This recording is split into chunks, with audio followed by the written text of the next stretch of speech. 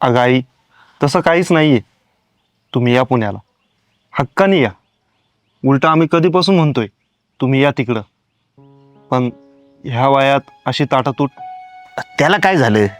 आता तुम्ही नाही का वेगळं राहत? आमचा प्रश्न वेगळा आहे आप्पा. ते काय नाही, आमचं ठरलेलं आहे आता.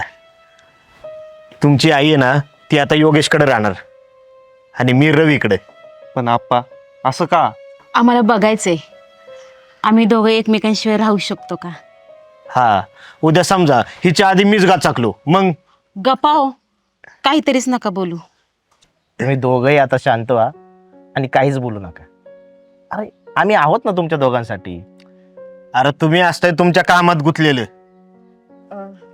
आम्ही ना खूप विचार करून हा निर्णय घेतला योगेश.